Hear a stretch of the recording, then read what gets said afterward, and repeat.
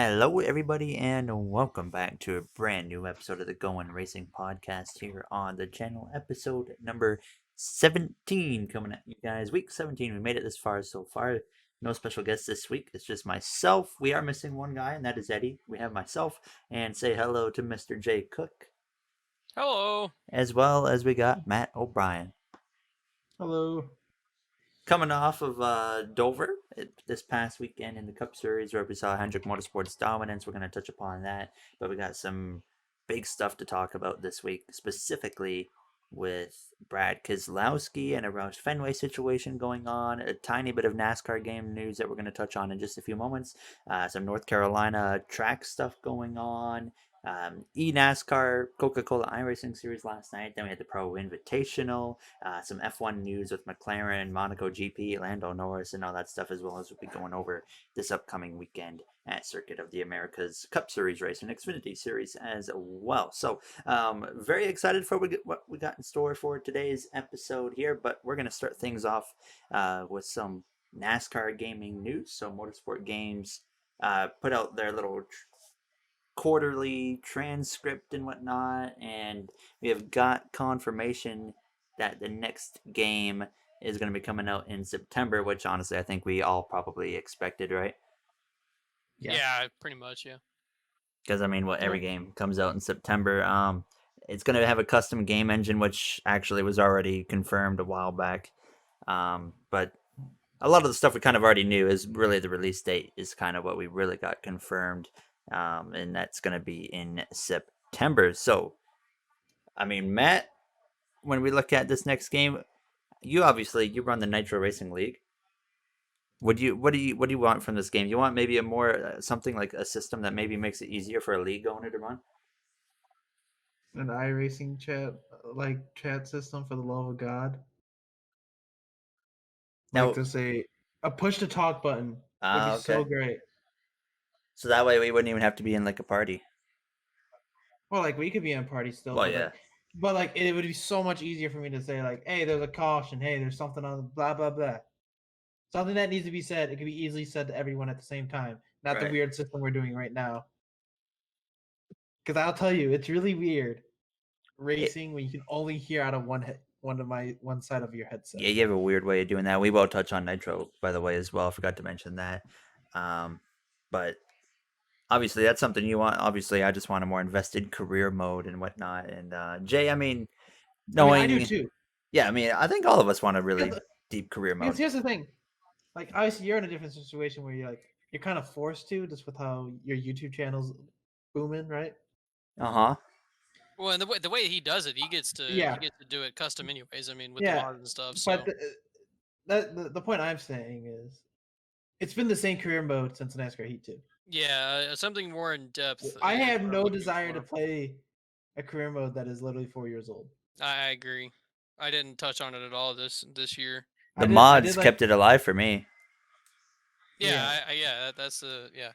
Hey, you know what, Gary? Here's something nice for you too. You kind of know when the next game's coming out, so you can actually plan accordingly for your career mode. Yeah, I'll try my best. Yeah, I think for me the biggest thing about this whole transcript that came out was the DLC stuff. Like, they didn't hint on anything specific, but they basically said they're going to do DLCs that aren't just paint schemes now. So we could they kind of touched on like they could do throwback cars, they could do tracks, extra tracks to pay for, just all that kind of stuff. And like, I think that's probably the coolest thing in my opinion, is we could actually have some different things that maybe aren't in the NASCAR real world, or like we could drive a 1986 car on NASCAR Next or whatever they're going to call it. Like, I think that is probably one of the coolest things that got announced, is that they're going to do more than just paint schemes with DLCs. Almost like an R Factor approach with DLCs, even, because they have cars, they have different tracks and all that stuff. It's not just you're getting a livery or something. So I think there's going to be a lot of influence from R Factor as well. We know now that obviously, like, Motorsport Games just acquired them recently, but they've been working with Studio 397 for well over a year. 2 years is what they said in the release. I've heard 2 years. 2 years. So we know, like, because a lot of people I've seen, like, in videos I've done where I was, like, testing out NASCAR 21 physics, and people are like, they just acquired Studio 397. Like, it's not even going to be present in the next NASCAR game. It is going to be very present in the next NASCAR Uh, game. the stuff on R Factor is a mod, right? Like the So NASCAR so stuff. I clarified, and so Studio 397 has their own stock car that they've developed, and Okay. I've driven both that and the NASCAR mod, and personally I felt extremely little difference in the physics of Okay. both of those. So that's why I just stuck with the NASCAR mod, because it didn't feel any different to me. Okay. Because Maybe the grip levels were a little bit different, but that was maybe it. and I think people also have to realize like things are going to be, because I've heard people like concerned about like, oh, R Factor is more of like a road racing game, right? Yep, 100%. If they've been working for 2 years, I'm not that concerned that about it, because like they've had 2 years to work on an oval racing game Right. essentially. I think like it's still going to be quite a bit different from what R Factor 2 is, because it's an oval Yeah. game. But like in terms of driving the car, it should feel pretty similar. And there's, like I've mentioned a few times, like there's definitely some big concerns I have, because I know that they have an influence on what the AI is going to be like.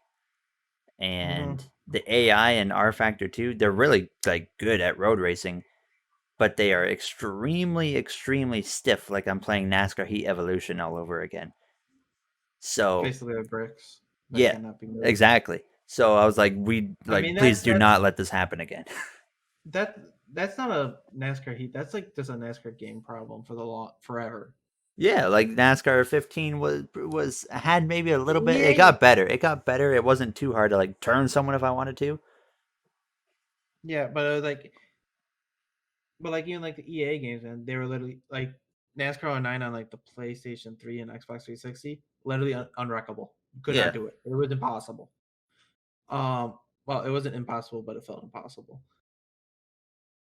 So, like stuff like that, like it can't be cinder blocks, man.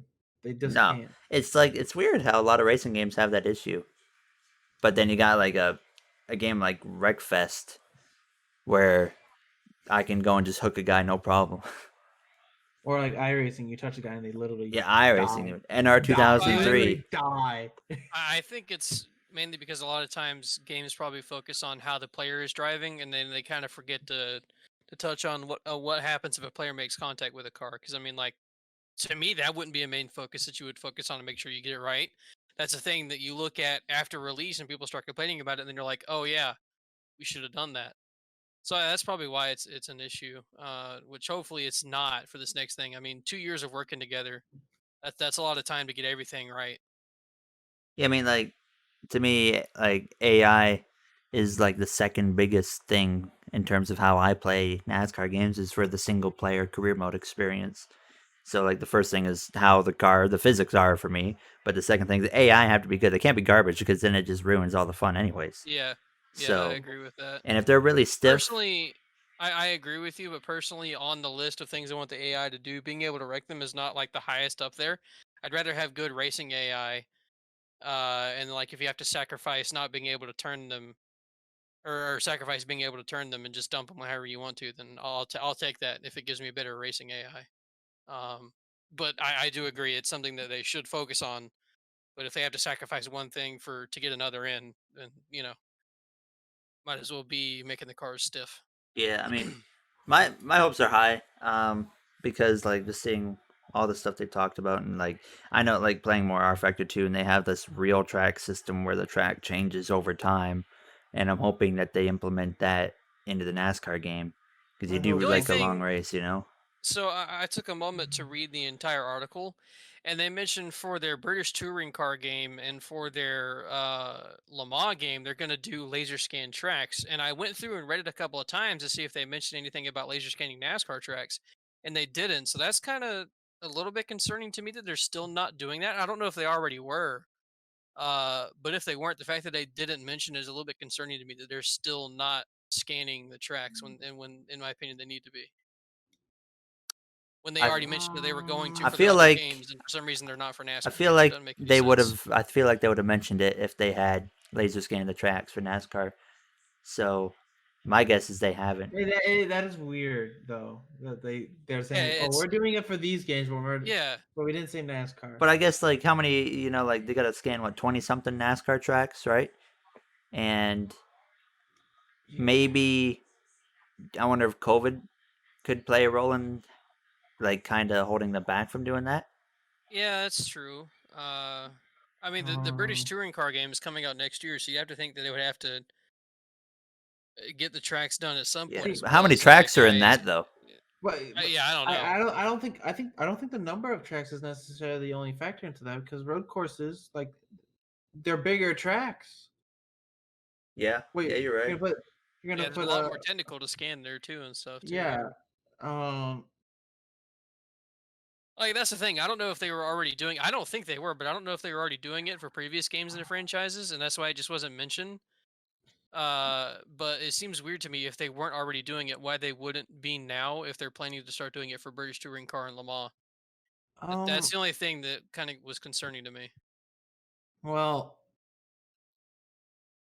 at least me and Gary can like vouch for the point I'm about to make is that I don't know how much it's required because I'm on iRacing. I'm looking at tracks that like because like a thing with laser scanning is like you feel the bumps, right? Yeah, I'm trying to think of the tracks that like you actually feel like bumps and stuff. Atlanta Auto Club, Darlington. Kansas has a couple of bumps and some turns. No, There's several tracks. no. Kansas is smooth as glass.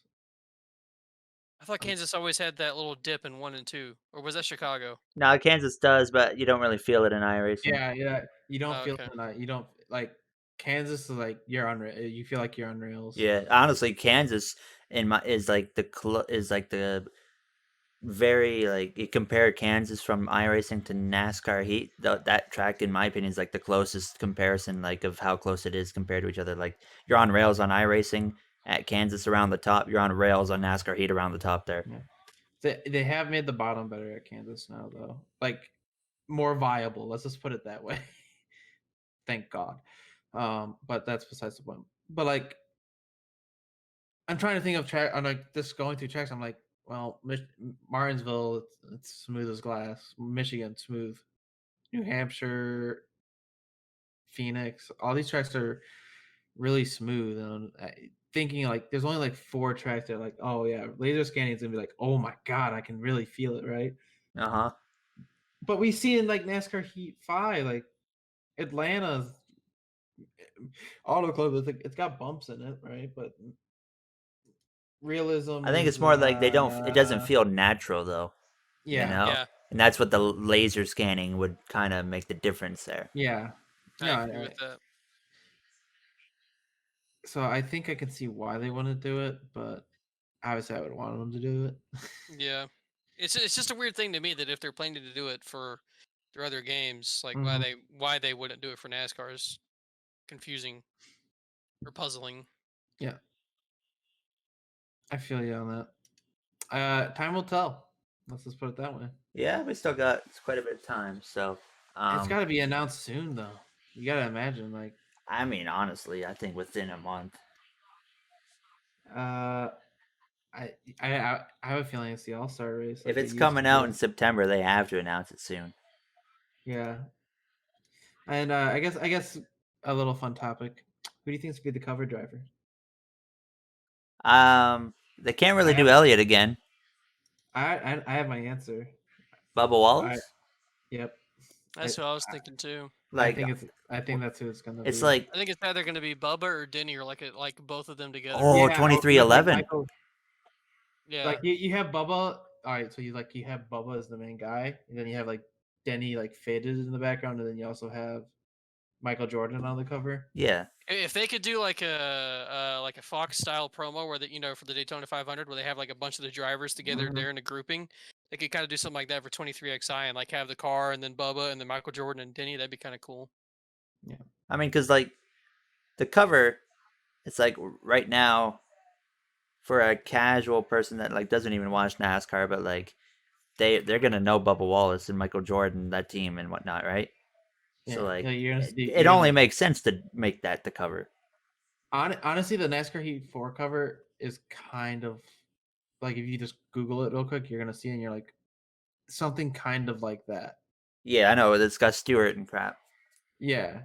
Yeah. I think what they could do is have like Bubba straight in the center, have his car there, and then Hamlin on one side, Jordan on the other, but just like a little bit further back and Yeah. faded. You like you I, mentioned. I I think that's the most realistic thing to happen. Because I mean, you already have Elliott last year, and then he won the championship. And he was also on it in NASCAR Heat 3 with all the Hendrick Yeah, drivers. so we don't need him again. But then, like after, if it's not Chase Elliott, I mean, I can't think of anyone else that should be other Um, than like I consider Bubba to be like one of the faces of you, NASCAR. You know? you gotta. I would have to assume it's Toyota. They haven't been on it since NASCAR Heat 2. It's got to Yeah. be a Toyota driver this time, right?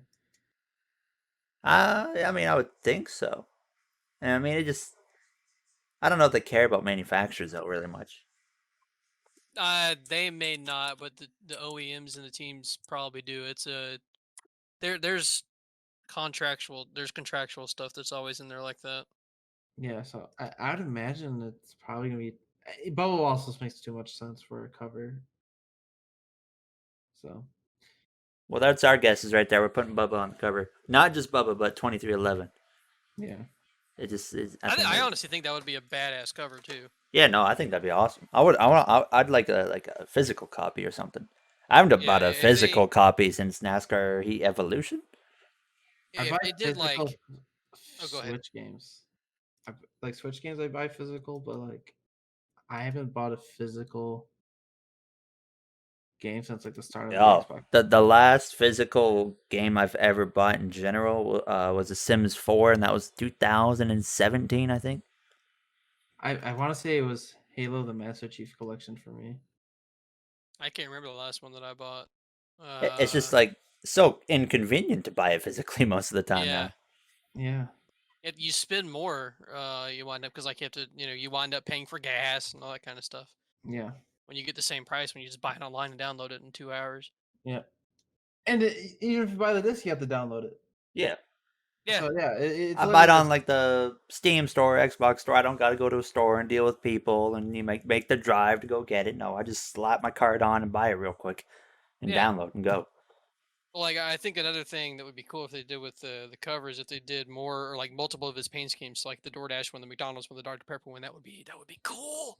But anyways, They need to if they're gonna have like 2311 on the cover, they have to have like a whole partnership where you get like all the schemes for free or something. Or even probably like kind of like they did with Hendrick. it'd be cool if they could implement almost like a feature. So if they're gonna promote 2311, give us a career mode feature where we can do what Denny Hamlin's done, you know, and drive for a team and I then own a team on the side. mean, they were scanning people into the game, so you never know. You never know. But we'll move on from NASCAR games for a little bit. We have actually a guest joining in. He's been on here before. Say hello to Connor. How we doing, Connor? Hello. We were just talking about some NASCAR 21 NXT, whatever that's going to be called. But we're going to move on to last night. We'll touch on first. We'll get the quick stuff out of the way here. So last night, the NASCAR Coca-Cola iRacing Series got underway at Circuit of the Americas, kicking off like a week filled with Circuit of the Americas. And the And favorites. got underway, it did. It was.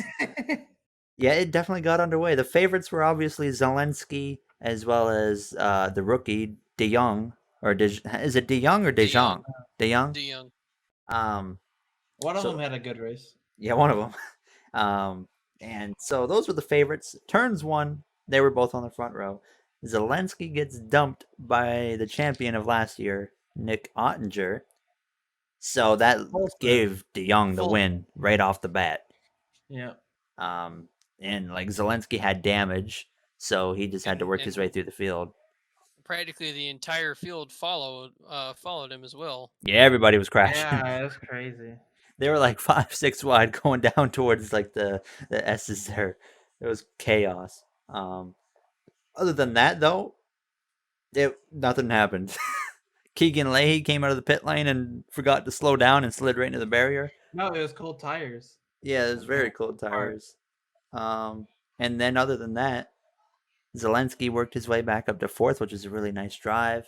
And then De Jong pulled off the victory. So it looks like, I think, so there's 10 drivers that get in the playoffs, And I believe, right? 8 winners. Yeah. And there, yeah, It's so, crazy. and there's still a ways to go in the regular season. So I think There's 8 winners already? we've had a 8 new winner races, every 8 week. Yeah. Holy. Yeah, So, it's crazy. Eh. I'm looking for those damn points. Well, because I remember at the beginning of the year, like everyone, like Conti and Lutzer, they got their, and Leahy, they were like, okay, we won, we're fine now, and we don't have to worry the rest of the year. Now all of a sudden, it looks like you're gonna have to worry, because I don't yeah, 'cause- necessarily think those 3 are gonna have to be the ones worrying though. Somebody like what was his name? Shearburn recently won, right? yeah, Yeah, I- he's probably the immediate one that has to worry. or is it Sheehan? I- I can't remember. I'm One of looking them. for points. But as well, De Jong's not in great shape either. Right. But Yeah, he's So had a is pretty bad Casey. season too. So is yeah, I mean, you Casey had to be on top spot? 22. Correct. Yeah. Well, And Yeah.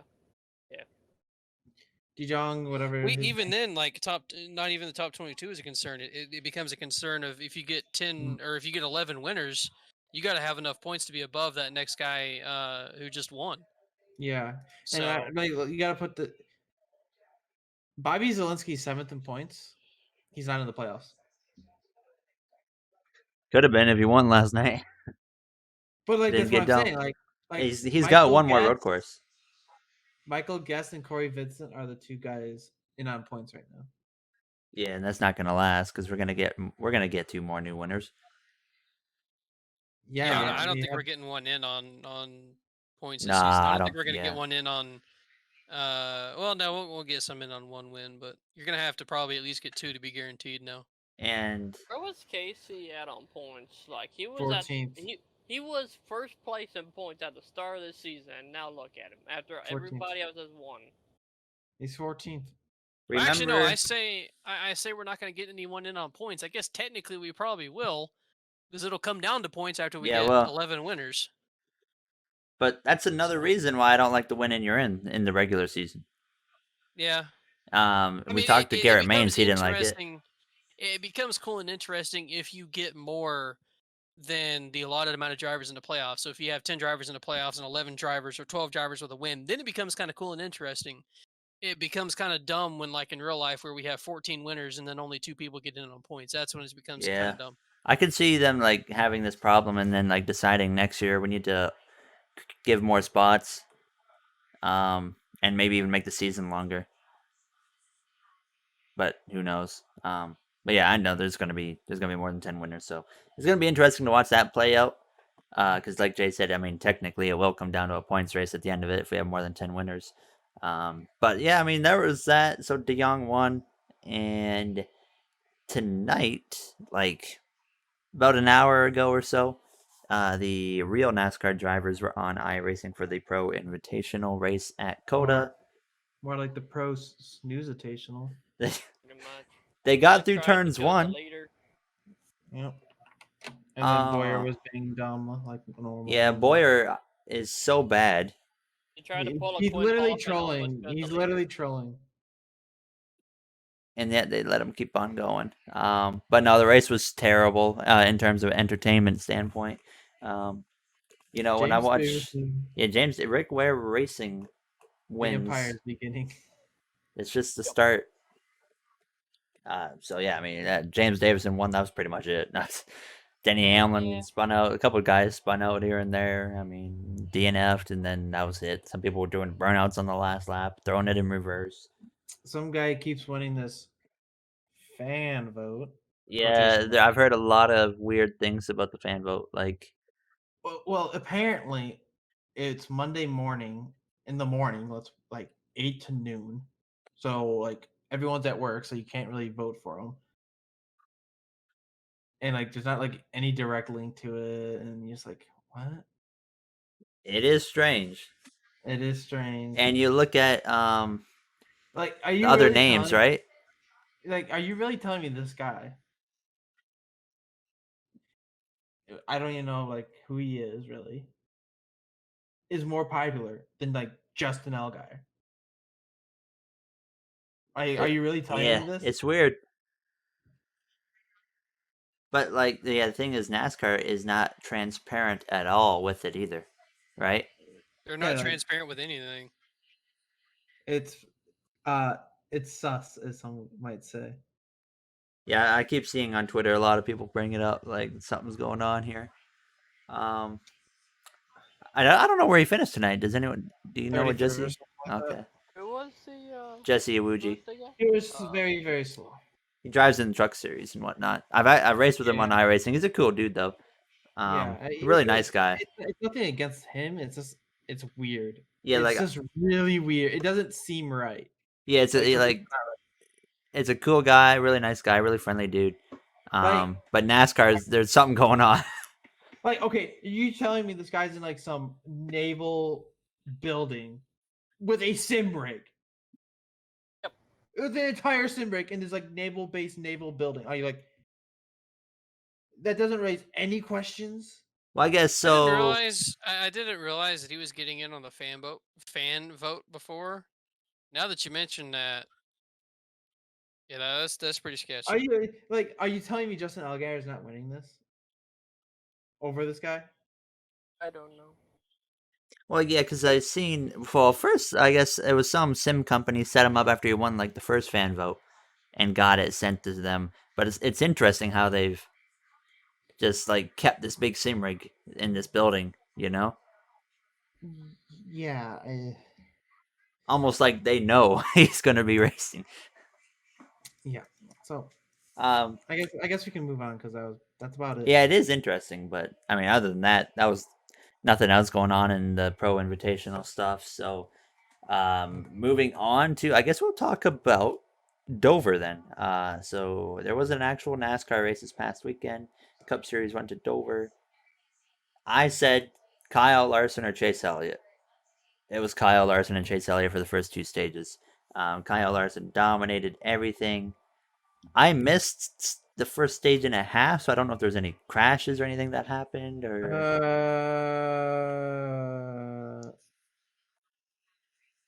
I think there was a flat tire. Woof. Josh Berry had a flat tire. Oh, and then Kyle Busch, I guess, had some mechanical issue or something. Hey, remember when I said Kyle Busch was gonna win? Yeah. Something went wrong with the engine, but they fixed it. Ah. Only issue is they fixed it when he was 7 laps down. Yeah. And I mean, Larson won stage 1 and 2. I mean, he keeps choking wins away, but he's picking up a lot of playoff points still with these stage wins, at least. So it's not the end of the world for him. But I suppose I mean, honestly, stage 3 is the only. I mean, it was a very lackluster race. I thought the racing was fine, by the way. It was just kind of a lackluster race. I thought Not it a was lot a happened. boring, very boring. So stage 3, Larson drives away again. It was like 4 seconds up. Then Almirola died. Eric Almirola has an Eric Almirola moment again. Blows the right front tire And very much dies. Yeah. into the wall, and then caution comes out, and then That was a very hard hit. it was actually a pretty big hit. Apparently It was Eddie said that definitely- happened like right in front of him. Yeah, he said that it was a big thud. And so this is where everything changes here. They come to the pit lane, and I saw an article recently. It was from NASCAR talking about the excellence of the 48 pit crew over the last, handful of races, and how they've been really, really good. Like, they've been on it. And then come into this pit stop right here, and they clutch up and get Bowman out in front with not only just putting him out in front, but they actually confirmed that was the fastest pit stop in NASCAR this year so far from the 48 team. Allegedly. Well, Chase kind of tied it too. He had the same stop as he did. Either way, they were The last fast. one. Yeah. And Bowman got out in front, and then Larson couldn't do anything, and they stayed green, I think, to the end, or did they have one more restart? There was the Brad Keselowski Stenhouse incident. Yeah, there's. I honestly, I forget like everything from this race. It was so boring. Yeah, basically, Bowman held on to win over Larson, who kind of fell off right at the end. but still got second. Elliott third. Byron fourth. Hendrick Motorsports 1, 2, 3, 4. They're within 2 wins of Petty Enterprises at 268. No, they're one away now. 1 away. So they Yeah. hit 267. One from tying. So really the main thing I want to talk about, by the way, Denny Hamlin, 7th place, a rough day for him. Still increases points lead, though. He now has over a 100-point lead. Danny Hamlin had a terrible day. Suarez in the top 10, 23-11 with their best finish of 11th so far. But the main thing, there really isn't a lot to talk about in this race. So there's the only thing I want to touch upon is I was on Twitter the other night. I don't know if you guys saw this, but someone brought it to the public that specifically on Alex Bowman's and Kyle Larson's car, you could see the front windshield, the right side of it kind of droop a little bit. And it was like it bends. Oh, shit. Here we go. You can see the banner. You Wait a can see it dip down a little bit towards the Wait, driver's can you side. put a photo of that? If I can find it, I will share it. But also, Wanna see this. remember when Bowman won Richmond, he stood on the roof. Yeah. Remember when Kyle Larson won Las Vegas, he stood on the roof. Yeah. And they both Bowman- dented the roof. I don't know what Bowman did at Dover. I didn't even remember what if he did or not. I don't think I think he just. He didn't. He didn't. Okay. I think he just. So there stood might on not the be door. much to that. It might have just been coincidental that 200 drivers did that, and then all of a sudden this I just came across it, and it was very evident because Kevin Harvick's car was in the background, and what was present on the Hendrick cars was not present at all on Harvick's car. So I'll see if I can find it again and send it to you guys. But you can see a very clear like passenger So, side yeah. is looking normal, driver's side it starts to dip down a little bit. So you're saying it's like that thing with Harvick a few years ago. Yeah, kind of where that Yeah, back throw windshield it. bent in. instead of like bending in, it's just like It was drooping just a over. ditch. It's kind of like dips down basically, but not It's in. pretty much like a triangle going into the center of it going down. Yeah, and now I'm looking on Google. I'll see Images. if I can find the picture again. But I don't know why I didn't send it. But it was very, very interesting, I thought. And I was like, okay, clearly they are onto something. But at the same time, they're being outed for it. But do keep in mind, every team has very detailed pictures of every single car on the track. So if we're seeing it, we know the other teams are aware of it. So it's not like we're exposing them. Oh, Because the other teams are aware it's going on as well, for sure. But it's interesting. Clearly, they figured out something that the other teams haven't, but unfortunately, it's pretty obvious. Say what? I'm gonna DM you. Is this the picture? Okay, yeah, send it to me right now, and I'll man, I got confirm. that one. I got that one from like what? Well, I don't think I. That's kind of it, and you can kind of see it a little bit. Like Bowman's name is literally Yeah. bending. Yes, that's it. You can see it right there. I'm gonna put that in the video for the podcast. That is 100% what I'm talking about. You can literally see Bowman's name bending. And you can't really see it on Larson's there, but there was another shot where you could see the same thing going on with the 5. I have a picture that I just came across as well that shows it very evidently on Yeah. Bowman's car. Very. There's something going on there. But like it kind of surfaced on Twitter, and then it seemed to just kind of fly under the radar and didn't really pick up any traction. Oh, I see what you mean. With Yeah. like a slight dent on the driver's side going lower. Yeah, Oh my see, God. look at that. Look at that. Jay just that is like blatant. Hey, but It's I'm gonna be that guy. It's Hendrick, so they get a free pass. From the Yeah. fans. Um, Yeah, I'm just being honest. If Wait, this was yo, if this was yo. if this was Joe Gibbs, internet would be in a meltdown. Absolute meltdown. Oh. look at the driver's side. Compared What to about the driver's side? passenger Oh my God! You can actually see that. Look What at the color hell? difference. You can see the It's- bend. You can see the bend. yeah. Look at it. Show him that picture and show him the top the left What or the the right side hell? Chevy emblem I compared just- to the left. I thought it'd be interesting to bring that to everybody's attention. So I Ah. think with that picture that Combat just sent, I think that's a little bit of an illusion because there's a different picture that It's I also came the across tear off. earlier. Yeah. It is like that part where the name is, it's darker than the other parts, like where the Chevy logos are. So that's not necessarily a bin. That's just a change in color. Because there's a side view of it, and you can clearly see that it's just like a darker color there. It's not a bin. But like Wish I could the get a better photo. things like him going down the backstretch, you can visibly see like Bowman's name like bowing downward. Yeah. It's Um, interesting, and it was like I said, I saw pictures. It was doing the same thing on the 5 as well. Like I said, in that picture there, you can't really see it.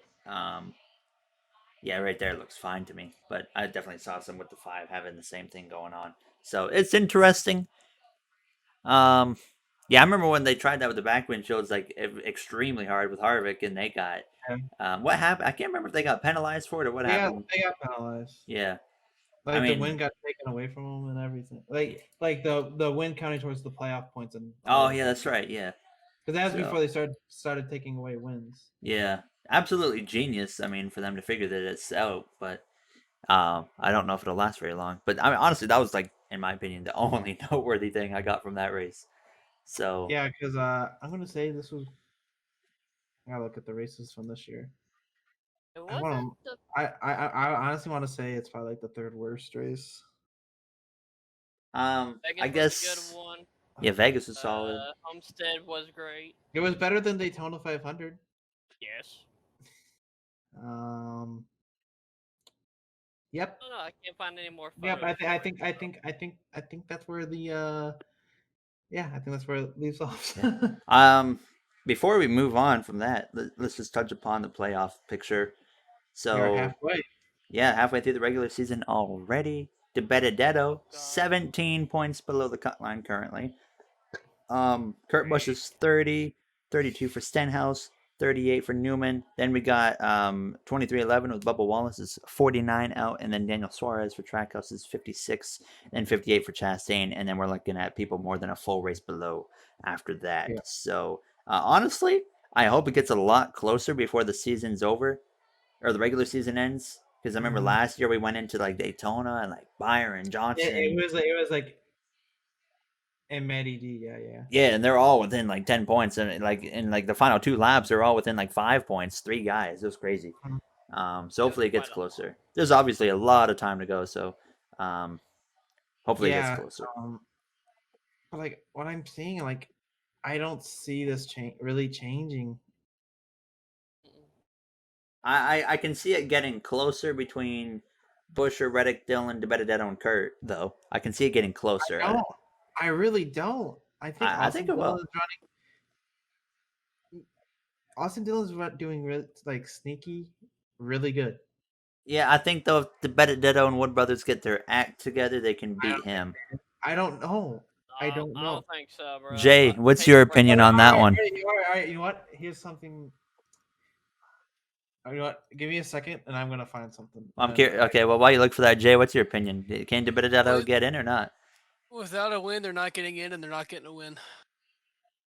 So you're saying 17 points is too much to make up? With the way that team is performing, yeah. But I mean, they were they've almost been a full race out consistent a few weeks ago. Yeah, that and then they had a good portion of races there where they started clicking off stuff.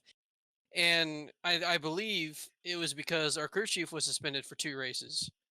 And that was when De Benedetto got some of his best finishes of the season. And then all of a sudden, Greg Irwin comes back and they run like trash again. The guy has no idea how to set up a car and he has no idea how to make changes in the race. The team is just awful. I think DeBenedetto gets in, not over Austin Dillon, but over Tyler Reddick. But he's been so good lately.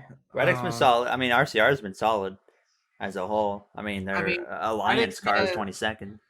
Reddick has 5 top 10s in the last 7, man. It's going to be tough. Kurt Busch, he's got to get his act together real quick.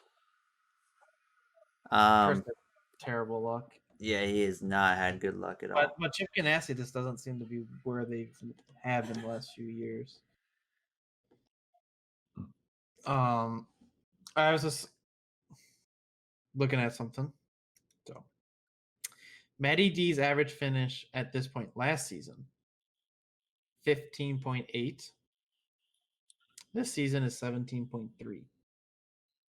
Actually, not as far off as I would expect. Matty D's stat line at this point of the season: 1 top 5, 3 top 10s. Matty D's stat line this season: two top 5s, 3 top 10s. So nothing's really changed. No, that I saw this and I'm like, It's like the competition though has kind of.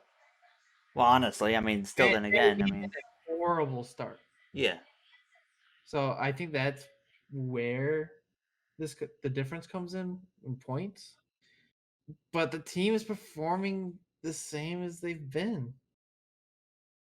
Which is not good because Greg Irwin is an idiot. We don't gonna condone keep that saying type of. Greg Irwin, if you're listening, he didn't mean it. Here's also an interesting stat line that I also saw. Christopher Bell at this point, 1 win, 2 top 5s, 5 top 10s. Eric Jones last season. Obviously, he didn't win last season, so 3 top 5s, 5 top 10s. Fascinating.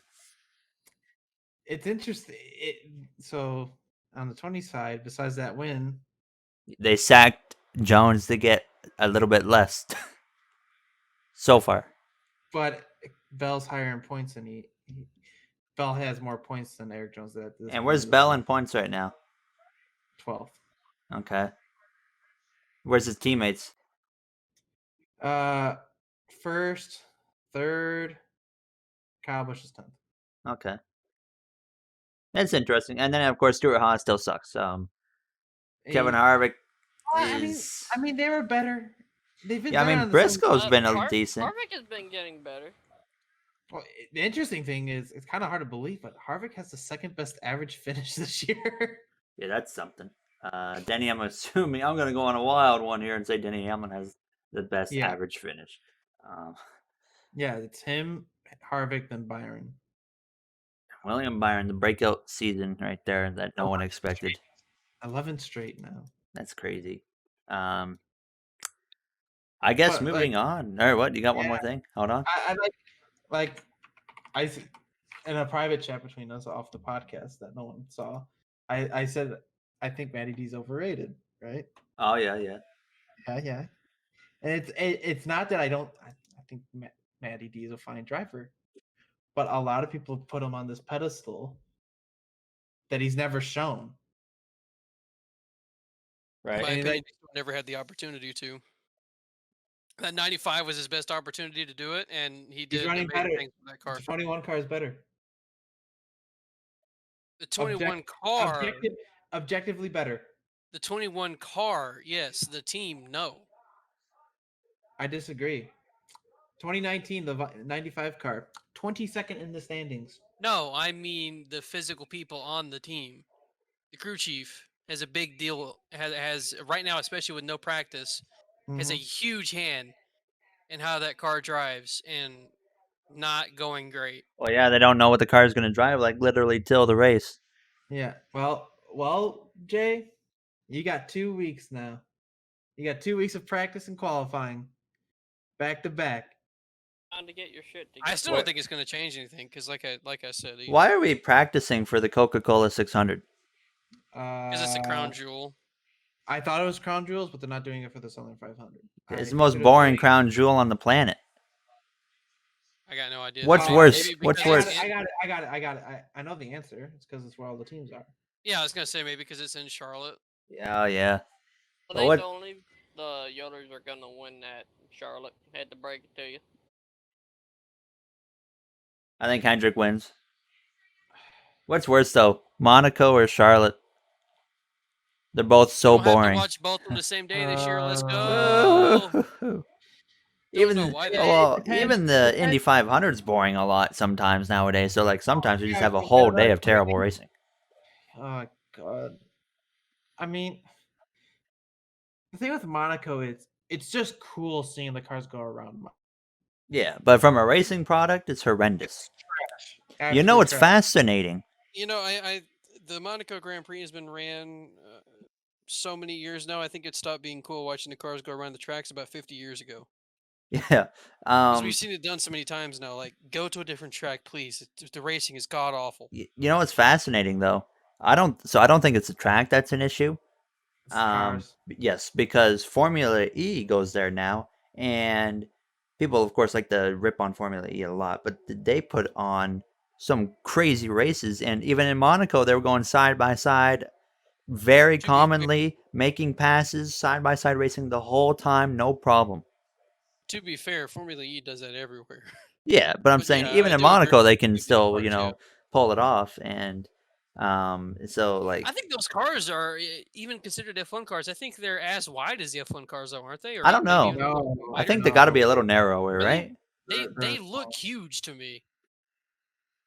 And it Width also, of wise. course, helps that those cars have quote unquote fenders around the wheels, so they can run into each other a little bit without Yeah, having they to can pay the afford consequence. to have that kind of contact. Yeah. Well, there, I kind of want to say at Monaco, they need to do a change. They need to do a layout change, is what it needs to happen. I think.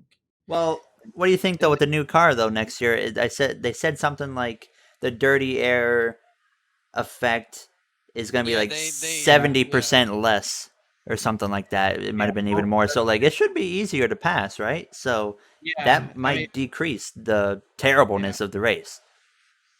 yeah. I mean, it's just wait and see. I'm also curious to see if it lives up to what they're expecting in terms of the dirty air and the passing and whatnot, what they're going to do with the DRS system, because that's why they brought in DRS. I would Because imagine it'll be there next year. I just to think it see would how be, right? But like if it becomes like it's where it's like it's no longer necessary, then they might take it out. But I think they'll still need it. Honestly, I'm still down for like somehow NASCAR has a DRS system. Not at every track. like a push to pass system. Yeah, something I think that's at like I think that'd a be pretty cool. Michigan. Honestly, you're with this package at a normal mile and a half even. Which I mean Because is it's what so hard to pass. that's what a lot of people have pointed to with the new electricity components coming into the engines or potentially coming into the engines in 2023. And I don't get why we can't So- do it. And I mean, at road courses, I mean, I don't see no I reason don't we think can't. there is anyone saying that we can't. I think that aside from fans being like, Right. "No, that's dumb," Because but I think like technically they are legitimately looking into it. what would that system be I like? thought there was rumors. I thought there was rumor last year that next There year was like almost like we should try this type thing. But Well, like it's not going to be anything that happens until at least 2023 because that's when the new engine regulations are coming out and they're going to have the new electrical components to the engines. So that's probably when it'll happen. We'll have some kind of ERS system or something like that where a battery builds up some charge. so like what is it if it's like a DRS, the spoiler just drop down? No, it'll be ERS. You think an ERS? Yeah, that's what's been talked about and rumored because they're going to have, like I said, electrical components to the engines. You could get like a battery store in there, and it runs kind of like ERS does. And then I think they still build it need a up and you can DRS use it. though too. Uh, I would track like I don't Michigan. know. I don't know if it would ever be possible. It would be too strong at Michigan, though. You know. Yeah, but I mean, it's better than just not being able to pass. Well, Even like Kansas in the daytime, well, not compared to the last time because it was actually a good race. But like yeah, last I year guess it when would be. Harvick could not pass whatsoever with a faster car. I guess it would be kind of cool to have a thing where some kind of system where they can drop the spoiler out of the air when you're so close to a car behind or whatever to get a run down the front straightaway. I guess that would be pretty cool, and that does sound pretty cool. However, The will it ever become a traditionalists. thing? Well, I don't even think it's that. I think it's a whole technical thing and like safety thing. I mean, if you did that, That's now why all of you a got to sudden you have be. no idea what's going to happen with the air Yeah, over the car. Like, I don't know if it would ever happen. you'd have to be very selective on the track because I think there's quite oval racing would be more dangerous. It seems like a very slippery slope on over. I think the ERS, like Jay mentioned, is probably the more logical idea. Yeah, I because think you could make DRS probably work for road courses, but Imagine DRS at a plate track XD. That was my first thing I was gonna say is like you could have some kind of cool system where you can use it on a plate track and it changes plate No, racing, but that I would be don't. horrible. No, That yeah, would be I don't horrible. think it would work well. Ross Yeah, Chastain. Kind of cool. It's kind of cool to think about, and like you'd have some massive slingshots and stuff happening, but I don't think it would work well. Ross Especially for guys Chastain. like Joey Logano in the sport who like to block. I wouldn't use any until 10 to go. Yeah, save it all. Yep, save everything till the But yeah, I think ERS is a good idea. Hopefully they do kind of consider that because that could absolutely help with the tough to pass issue. So if you save up enough energy store, then you can use it to your advantage, especially towards the end. Put that less dirty air too. So I mean, yeah, but I mean, it's still going to be a problem. I guarantee it is. I agree, just with how stock cars are. Yeah, that's the thing. It's like F1. I think with their new car, they can pull it off. But when it comes to NASCAR and stock cars, it's just it's going to be hard to do. Well, so, that's the good thing. At least NASCAR isn't stating they're expecting the dirty air to completely go away. They're at least saying we developed this to help with the dirty air and make it not so bad. They're at least not claiming that it's going to be all out eliminated. So that's a good thing. We at least have that already kind of in our mind that okay, this is going to help, but it's not fully gone. So we at least know what to expect from that aspect. And when it does wind up being a factor, we can be like, okay, well, they told us this was happening. This is what was coming. Yeah. Here we are. Well, as long as we got a big old box car on the track, dirty air is always going to be an issue. Yeah. Creating a huge hole in the air. Yeah. All that kind of stuff. Yeah.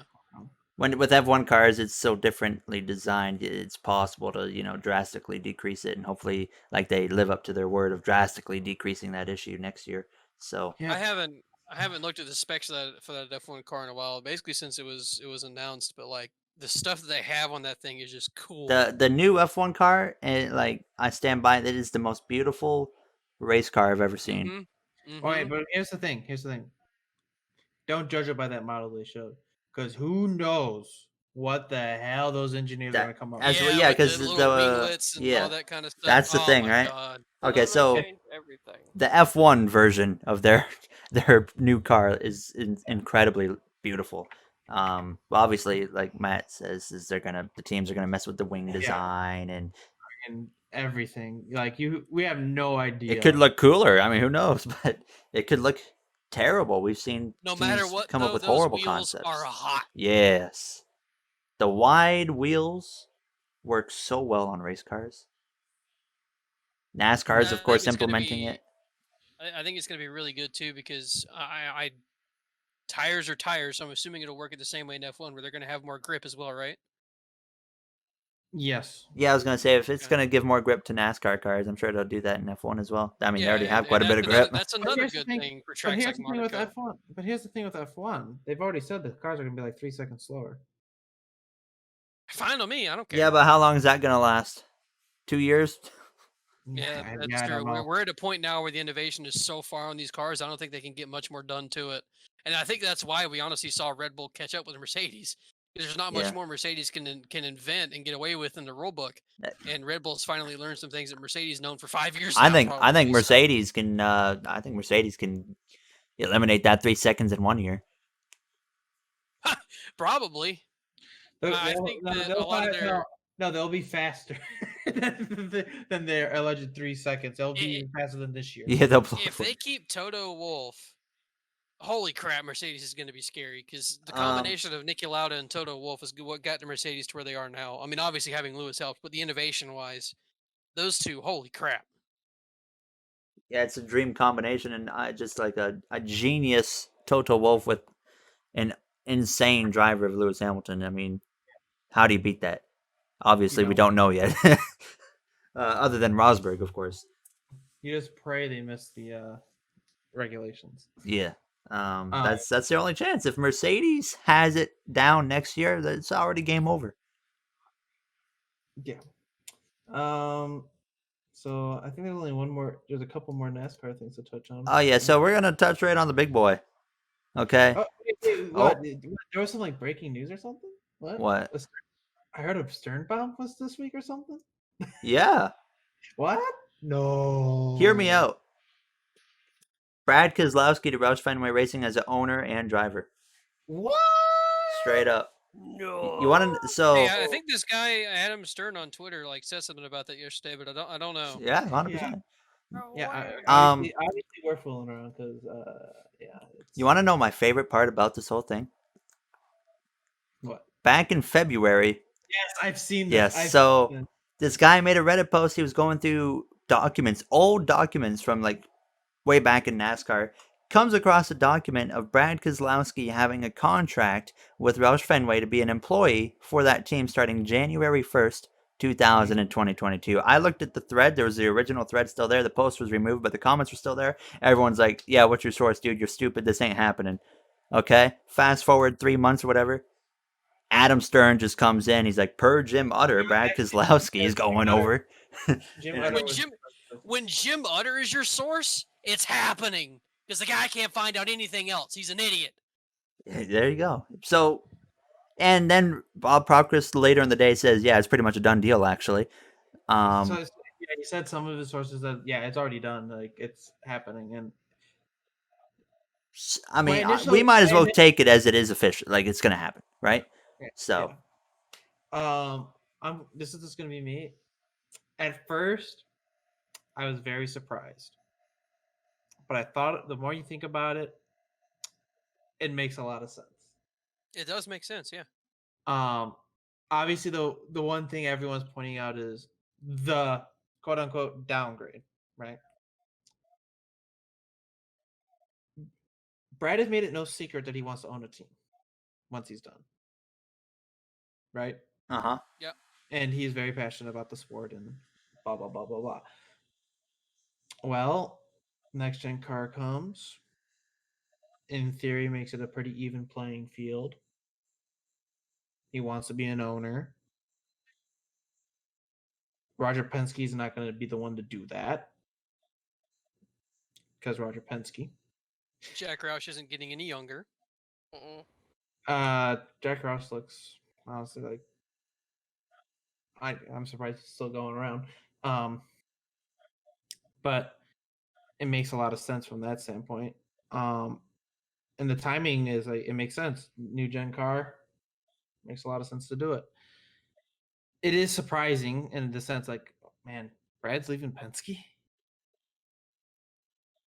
Yeah, it is interesting. I think that's something, at least in my opinion, I think that's something we've been seeing coming for the last 3 Yeah, seasons. We now. thought it was coming last year, going into this year at one point.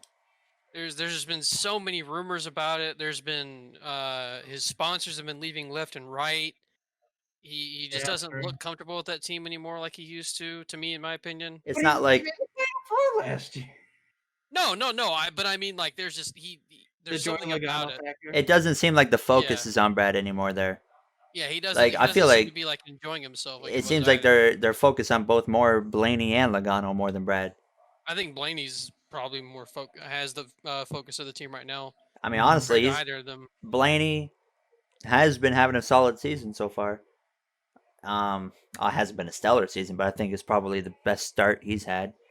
So, Brad, I mean, has been doing. I mean, obviously, all Penske drivers have won, but like again, it just feels weird with Brad. Like it's like they're not focused on him like they used to be. Yeah, he doesn't feel like a part of Penske anymore. And which is weird. obviously, this is a great move long term for him because it's obviously just concretes his future in the sport. So, with Penske, you don't know what your Hopefully future it means is. the return of BK Motorsports. I literally, like, this past weekend, I was just thinking to myself about owners in NASCAR and stuff, and like teams I'd want to return or teams that I want to see return, and both of them I thought to myself was BK Racing and KHI Management.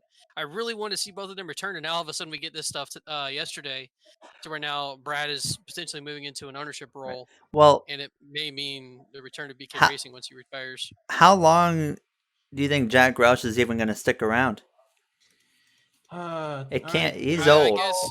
guess it probably until Brad retires, and then Brad may take over the team like Jack fully is, or something. I don't know. Jack is 79. He's That's only actually. 79. I was gonna say that's not as old as I actually thought. I thought he was in his 90s. I'm sorry, Jack, but he doesn't. That dude has Like, gone he's only in through. his That 70s. dude has lived through a lot. Yes, like he only has fun fact. He only has one eye. Yeah, because he had a plane crash. Yep. He's had 2 plane crashes actually. Oh my God, he's all for a guy who's also been in the sport for what seems like 100 years. Doesn't seem like he should be only 79. He keeps on chugging along. Roger Penske's 84. Yeah, I knew Penske was getting up there, and the man just went out and drove a Porsche last weekend to get it ready Dude. for Le Mans race or something like that. Yeah, and well, also this man literally bought the entire Indianapolis Motor Speedway and literally bought IndyCar. He had to he flex has on a lot of everybody, money. man.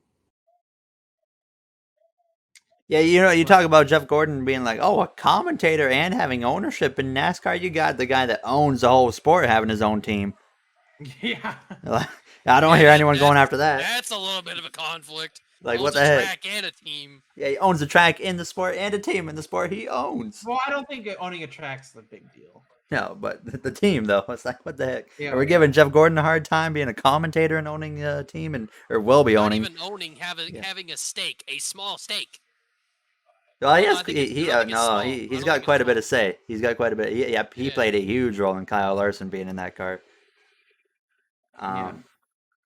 But They're like, sponsorship be damned. yeah, we got money. Yeah, I mean it's working though. So, you all right?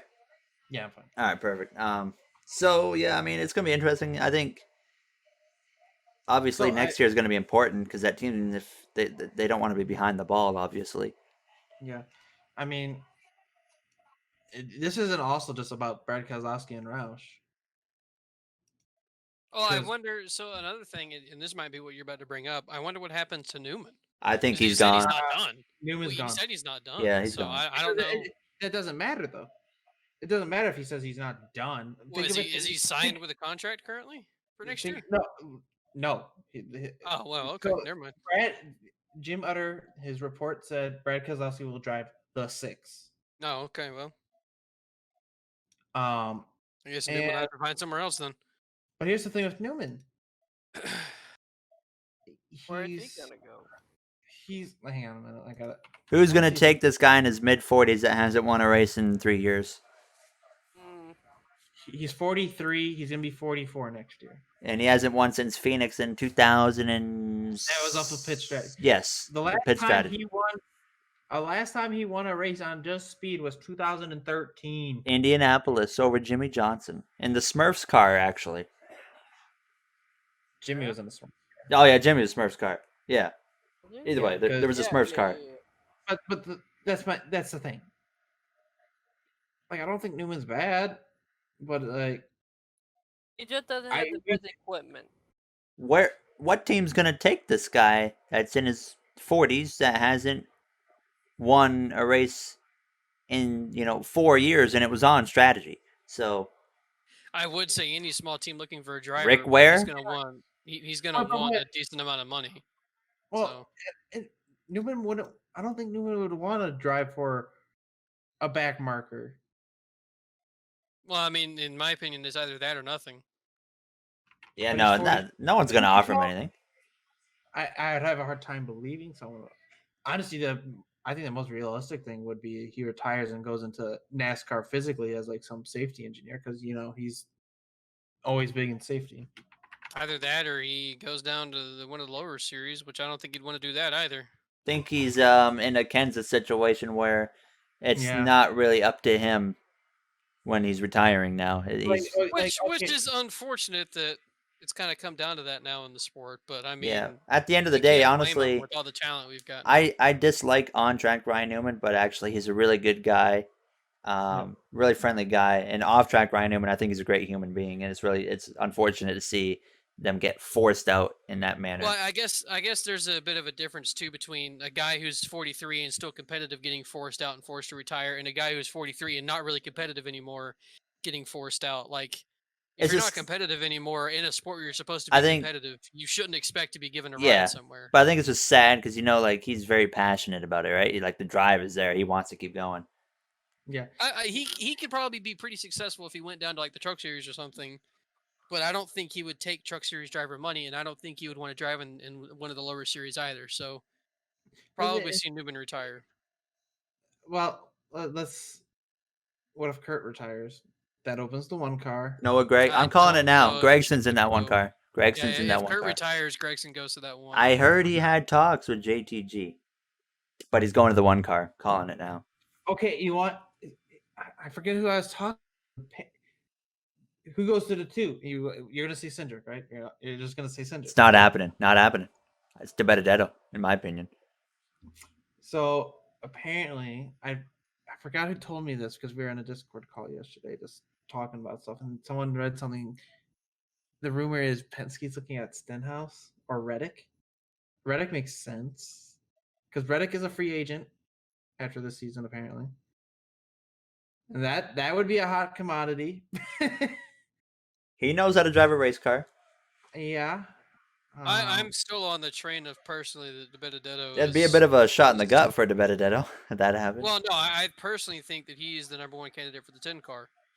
I still think that. Almirola's in the car still next year. I don't know. Smithfield. I what I think happens is Matty D ends up back in the 21 and Cindric in the 2. That Yeah, People, if anything, people are gonna say, but the contract, it's Roger Penske. He will find a way to get around this. he'll just pay him more money. Exactly. He'll just pay the money. Or he'll be like, I'll take all the Penske support away. It's simple as that, guys. Like, if Roger Penske, if this happens, if Brad leaves, he's gonna put Cindric in the 2. Most likely. unless sponsors say we want De Benedetto and we won't take any others, because you got to think about the Bernard sponsorship. I think honestly Cindric. They personally chose De Benedetto. I think They may Cindric's not gonna want bring more. sponsor. Here's the thing. Matty D has no sponsors tied to him. Zero. In Do my not say opinion, Menards. Menards. No. Menards sponsors like 8 drivers in NASCAR. He's not wrong. Saying And he so oh does Camping World. Camping World sponsors like 100. Camping World sponsors the Truck Series, who sponsors every driver. Exactly. That actually kind of you went against your own argument there. If they sponsor that many drivers, why wouldn't they be willing to sponsor the guy wherever he goes? Keep sponsoring cross teams because they already do it. But like getting 7 races is not enough, right? Well, I guess it all depends on where he goes, right? Cindric's got money line. Yeah, Cindric has Verizon. De Benedetto has nothing. Actually, That- Cindric has those sponsors from Penske as well. Technically, Cindric doesn't have any sponsors either. They're all Hendrick sponsors, or not Hendrick, Penske. Well, technically, Yeah, but he's already got those right there Benedetto's tied the with him. same thing. I guess you could say that, but they're also sponsoring other cars in the Penske organization as well, and they've been doing it before Cindric got there. So the I'm only just one like, that I would not in NASCAR wise is Verizon. Verizon was in IndyCar; they weren't in NASCAR recently. So I guess yeah, you but could say they, Verizon because technically. they hopped on board with him in Xfinity, and then they've also been sponsoring his Cup races. So Brad Race too. yeah, they did But Brad race. again, like really with any Penske driver aside from Pennzoil with Joey and Miller Lite with Brad, there really is no sponsors that's to one driver. It's all Penske sponsors across the board. I get that, but my thing is Matty D has no sponsors Um, tied to him. I yeah. legitimately think that Menards would follow him wherever he goes. And that's the only one that I think he has. While I do agree that they're not going to sponsor a full-time season and do all that Right. stuff, it is at least one. And depending on where he goes, that team could have sponsors that would be willing But to be on the car with him as well. My personal thing is I don't get why so many people think Matty D is like the number 1 free agent guy. I don't get it. What makes him this guy that is like he should be number 1 to every other team? Well, if Reddick is a free agent, he might have sponsors, but what big sponsor does he have that's going to be willing to take on a majority of those races? That's solely to Tyler Reddick. I mean, Reddick's Cheddar's. kind of in the same boat too. I Cheddar's won't take on a bulk of the races and put up big money. mean, well, Reddick has like a different sponsor every week, so like I don't even know where to begin. Long story short, that's the thing. Sponsors are a question Yeah. question mark for everybody, and really Tyler Reddick and DeBenedetto are probably on the same level free agency wise, and with the I take Reddick every day uh, of the week over Matty. I personally agree with that. I agree with that as well, just because he's younger and he's looked like he showed a lot of promise this year. But I think they're personally Reddick and DeBenedetto were the top two. Yeah. Long story short, we'll have to wait and see. We don't know. Yeah. Um, Where the heck were we? this Brad Silly season, like Okay. how it does affect everything, right? Yeah, I mean, is there anything else it affects? It just throws musical chairs around, right? Because it's a weird situation because I don't feel like this has really ever happened where like, all right, so Austin Cindric signed with Wood Brothers at the end of last season, which is basically the fourth Penske car, right? Then a Penske driver leaves the next season. So you're just like, well, this is awkward. So we just kicked out our Wood Brothers driver for this guy to go into Wood Brothers. Now we just had our Penske driver leave. We want this guy in Penske. Hang on It's a good. second. It's a They weird just- situation. They just move D- Matt to the 2 car then. Well, If one Brad small goes question I to- have But real it's quick. going to be really awkward when they want to put Cindric in the 2 and then move Matty D back to the 21. Yeah, Unless is- Roger wants to open up a fourth car, which wouldn't surprise me if there's sponsorship there. One small thing, I guess, and then we can move on. I guess if we're done with the discussion. Gary, did the guy in the post from back in February say when that document was like posted or made or whatever? No. Don't believe so. It's just he came across it in 'Cause February. I was just wondering if maybe like Penske already knew this was kind of going to happen, and the plan the whole time was to move DeBenedetto to the 2. Like if that paper was signed in like November of last year or something, and then Penske kind of already saw it coming and knew what was happening, and so he decided already that he was going to put DeBenedetto in the 2 and Cindric in the 21. Like I'm just thinking maybe that's the case. I don't know, because Karma brought up a good point about we've never really seen this happen before, where a guy gets signed to go into this team that's affiliated, and now all of a sudden the team that he could go to has the right open. So what do you do? But like, my thing is, does Roger Penske even want Matty D?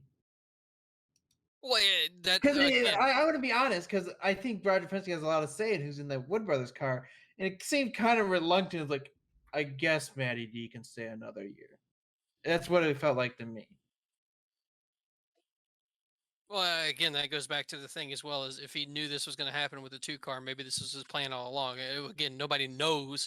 I was just wondering if that guy maybe said when that document was published, I don't know.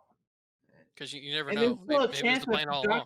there's a chance that document was still complete bullshit and Yeah, that this too, is all yeah. coincidence. Yeah, but just But, all things I was trying to speculate on and try and connect I dots. just want to go to this point.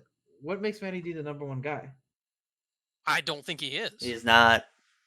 What I don't even know. I don't think he's the number I don't- one, but I think he deserves a chance in a top ride still. Yeah, he I still feel has like not gotten. I feel like this is a pretty like. This is not a top ride. 21's No, not a top car. no, Wood Top Brothers, car. how many- No. where Top do they car. usually finish in the 20s. Top car is Not Penske, really. Gibbs, Stewart Haas, Hendrick. I don't consider Ganassi a top car. I consider Ganassi on the same level as Wood Brothers. Like the tier below top. Like it's Ganassi, or not medium, Ganassi, but sorry. it's Wood like Brothers right is in not a top between, car, and if It's a you weird- think they are, you're wrong. They are not a top Ganassi car. I don't is think the I don't think they are 15th top. car. I call it like B tier. The car Yes. can win. You can't. it's a deny B it. tier The car, can- but he deserves a chance in an A tier car. Give him one shot. Whatever happens, happens. If he sucks, okay, well then he had his chance. I just. The man's built up his whole career from bottom to top. He deserves one shot in it. I know, but I'm just saying, like, my thing is, it's like it just doesn't seem like he's. I don't think he's much better than what he's running, even if he gets a top car. I fully That's disagree with we that. got to give him the chance to find out, right? Like fan or not, I fully disagree with I that. think I saw way too much potential in that 95. I think Alex Bowman's a good example. I didn't think the guy was going to be like a great driver. Gets into the 48, 88, and he's proven he can win Cup races. He already got a pole and led at Phoenix on his first try on driving. I thought he was just going to be your average driver, and he proved me way wrong. So, like, I think the Benedetto deserves a shot, especially the way he's been done by teams. Joe Gibbs Racing Twice. brought him up, sacked him, brought him Yep. up again, sacked him again for Christopher Bell. He's endured so much in the sport. He's gone through so much stupid crap that teams have put him through, and deserves a chance. I think he's proven himself to be worthy just to get one chance in a top A tier car. And if he sucks, then not much you can make a case for after that for him. I just don't see a path to it at all. I think the 10 car or I think the 10 car are extremely unlikely, but that's where I'd like to see him. But the Penske one, I think, is his only chance. Yeah, either the 10 or the 2 is. But I think I there's think only 2 chances. we should probably move on because we've been talking about for De Benedetto for It's quite a gonna while. take a little bit until we get out of this. We'll move on from De Benedetto. See what happens. I think it's going to be interesting to see what happens. So I guess we'll probably really get a good idea when Penske officially kind of says, "Hey, Brad's leaving." I wonder if they're going to speed up the announcement now. Goodness. No. From what I understand is the report said you're not going to hear anything till like September. Oh minimum. God! Wow, that's fascinating. But so we'll have to wait a while then until later in the playoffs, basically. Contract clauses. Yeah. It'll be interesting to see if any more other silly season stuff starts to amp up too. I remember one media person like a few days before this happened said, "Get ready!" Like someone was like, "Hey, any silly season stuff coming?" And he's like, "Yeah, in a few days something's gonna happen." And sure enough, so But aside, I guess we move on actually from NASCAR. Actually, we'll keep it. We're gonna change it up. So we'll stick within the NASCAR perspective, but back in the gaming world before we move on into the final F1 area. We'll touch on Nitro. Oh boy. So we raced at Richmond, and from an entertainment perspective, it was kind of boring. I want to rip my hair out. Matt had a rough night, so what I like to do is I like to let us all go through and kind of describe our nights real quick. So I'll just go through. I won the race first time of the season. Stage 1, actually, I moved Connor for the stage win. Thanks, buddy. Stage 2, Connor beat me for the stage victory, and then in the final No, stage, you let me have it. I let you have it, but I was trying to give you credit there. Stage 3, I wrecked myself coming into the pit lane. A weird thing happened where my car came out on track as a physical object. Jonathan hit me on his screen. Connor got messed over from it. I had to bail. Yeah, you had to bail. Gary On my screen, I was ghosted in the pit lane, so I didn't even know anything was happening. And then I lost a bunch of time. We were second, and then we took the lead, and then Eddie passed me, come to the final lap, and then I punted him in turn 3 and won the race. That was my race. I'll just go in line by the profile picture here. So, Jay. You can put that a clip of when from that I sent you. Yeah. Oh yeah, Jay. Well, we'll touch on that topic just after this. But Jay, how was your race? Well, wait, were you there? Not great. Yeah, you were there. That's right. Right at all. I don't like Richmond very much, so that's what played into my bad finish, and I just couldn't figure the setup out. I'm sure the setup was fine. I mean, obviously it was, because Gary, you Outbreak and Combat ran really well. I just couldn't get the setup figured out. I couldn't figure out how to drive the corners with it, and then just also I don't like Richmond at all, so was not a good race for me at all. And to the first 4 races of this season, I am in a bad spot. Where did you finish? 13th. God, 13th? yeah, somewhere. Okay. That was not He good. got lapped. Yeah, it wasn't. It was a rough one for him. Yeah, and then he whose name I shall not mention in the 21 car full sent me like a. Not going to use any words, but full sent me on the last turn for no reason, and yeah, For 13th place, that was cool. I will add on to that just a tiny bit before we let Matt describe his race. 21, that was very, very stupid. Just like not only with the J part, but planting himself in front of myself and Eddie when we were battling for the win, and I literally had to go onto the apron and run into the side of him to get past him. Just a quick thing as well. I was talking with Mahu after the race, and he apparently was doing quote unquote team orders that Mahu never even asked for. Interesting. Quote unquote team orders. Mahu never wanted and never asked for. So, but there you go. Matt, how was your race? Well, stage 1. I started like 12th. I was running like 8th by the end of stage 1. I was like, okay, made up some ground. Then stage 2 started, and everyone decided, you know what, we're just gonna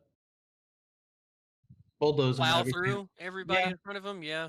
Yeah, pretty much just bulldoze But me. did the 21 I admit I did 21. that a bit too, so I can't blame everybody. For Yeah, you killed me. Yeah, you know, I clear Jay, and then he just decided, you know what, we can't allow that. I was not trying to do it on You purpose. shall not pass. And then I got about punted 4 more times for the like. But did I the got punted. 21 I got punted probably like 15 times by a combination of the 24, the 4, and the 21. But 21 usually does that, so you shouldn't. You should have known by now. I can't control that. I can't control that they use the other cards as breaks. Yeah. I was just making mistakes trying to figure the track out and driving in too deep. I know what I was doing for a fact. And Okay, there's a way. I'm not like making excuses. I'm just saying I know exactly what I was doing. I was not trying to use cars as brakes. It just I was trying to be too aggressive. It didn't work. I finished 10th. If people had racing etiquette that night, it would have been a little better. Yeah, you were on the receiving end a lot. Let's just say when I race, I usually don't say much, and let's just say I was very talkative during this race. You had my luck from Auto Club when I was in the back. Oh, now you man, know that my was pain. horrible. It was horrible. So I'm looking forward to this week though. Yeah, it'll be a good one. Connor, how was your race? Well, you see about that. Erratic that Gary's the one asking the question on this one. So at the start, me and you, we couldn't pull away from Mahu to save our lives. Even and Outbreak had a problem with No Doubt or quote unquote Andrew. Me and you pulled away and gave me a good old bumper run. Appreciate it. Stage 2, we did the same thing, but Mahu just kept it with us. And with being a nice guy, letting us do our thing, it was probably waiting for us to kill each other, but we didn't. Stage 3, I think I was in 5th place at the time. I don't know how I got down there. I think I had a bad car and I was up top. I couldn't get to the bottom. And we had a caution at some point during that final stage. Yeah. That was when I was up top and I got killed. And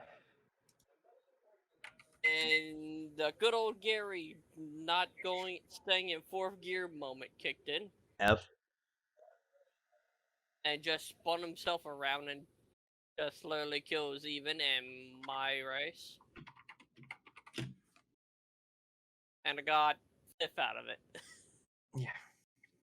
So yeah, I mean, he still got a decent. Yeah, you got a decent result at least after what happened. Would have been better. Yeah, if it wasn't for me. Yeah. But that kind of covers all of our races. Before we move on, so there was one more thing before we move on into the final F1 stuff. So I don't really have a lot of info on this because I just kind of skimmed through it because I saw the track names and I didn't really care. But I'm sure Jay or someone, you mentioned it, you might have a little more idea about this money thing, this money aid for some of these North Carolina tracks. I don't have a lot. I just know that it's happening with I 10 know million to each track. North Wilkesboro, Rockingham, and then Charlotte, which I don't really know why Charlotte needs it, but I'm guessing there's some 10 stuff million there for that we don't know Charlotte. about. I don't know why. What does it Charlotte. need? I What don't does know. Charlotte Maybe else they need need? to They got a redo giant freaking amenities or TV. something. A new hot I dog don't know. stand or something. I don't know. Oh God, not Maybe again. they, maybe they got to $10 redo the hot dog garages stand. or tunnels or something. I don't know. And I genuinely don't know why, and there was also some rumors going around. Not really some rumors, just one from Kenny Wallace.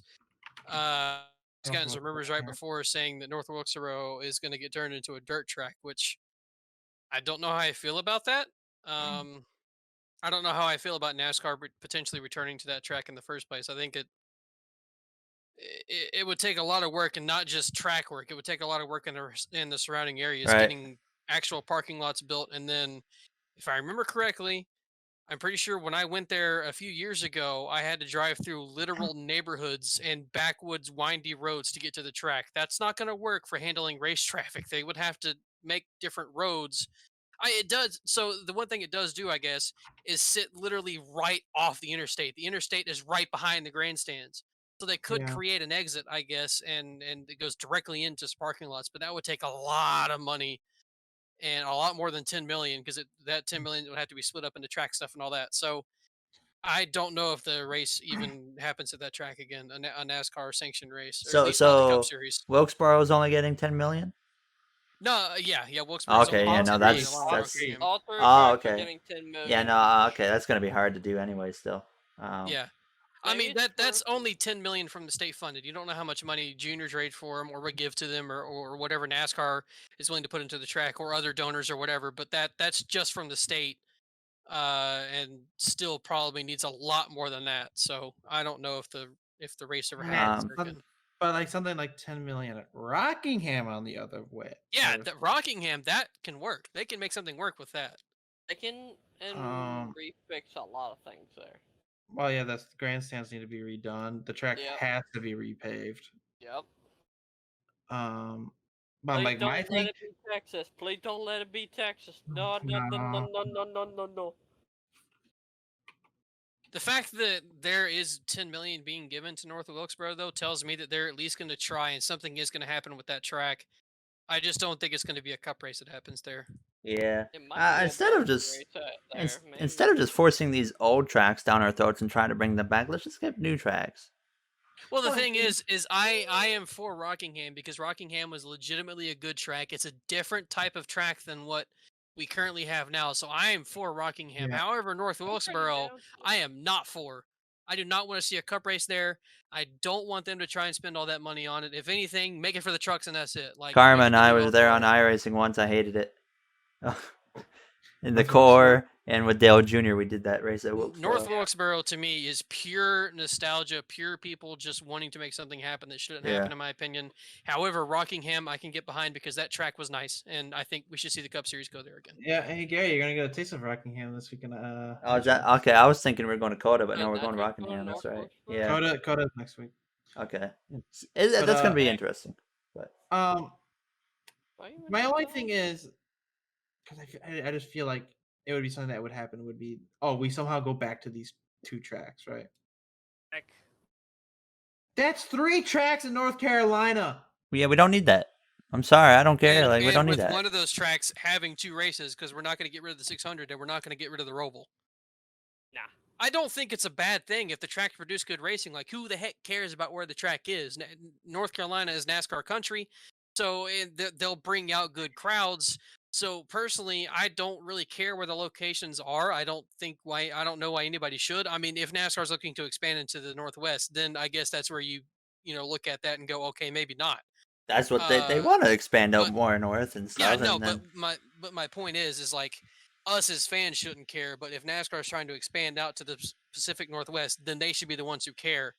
But yeah, I kind of agree with that too a little bit. That if they're wanting to expand to the Northwest, doing 2 more races in North Carolina is not going to help that.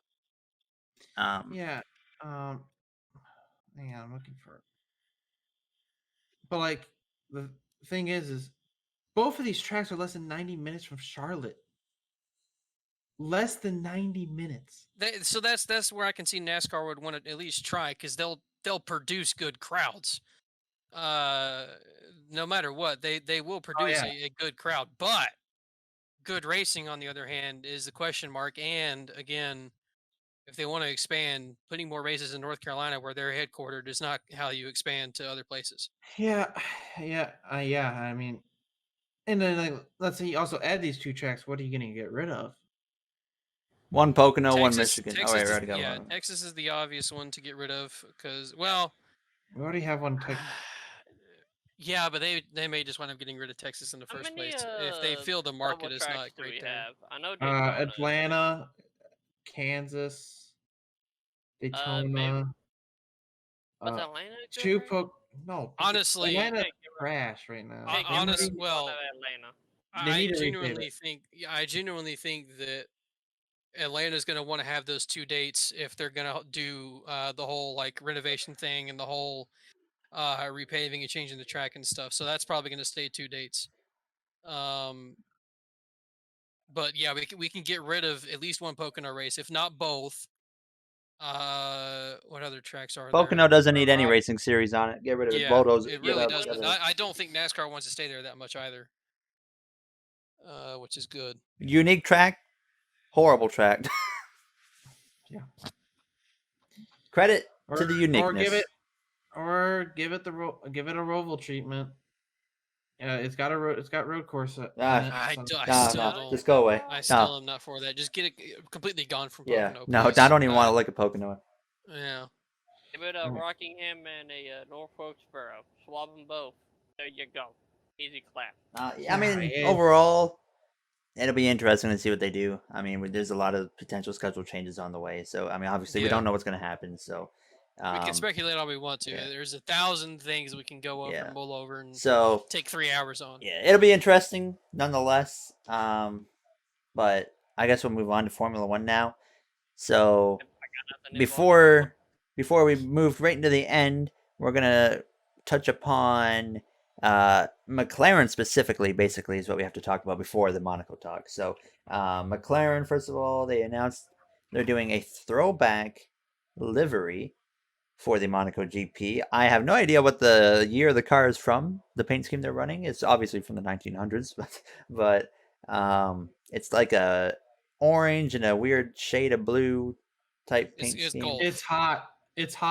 It is. It's the Gulf livery. It is a very, very nice paint scheme or livery. Sorry, my only problem was all that hype for that.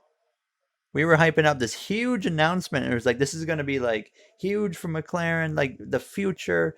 And that's what we got.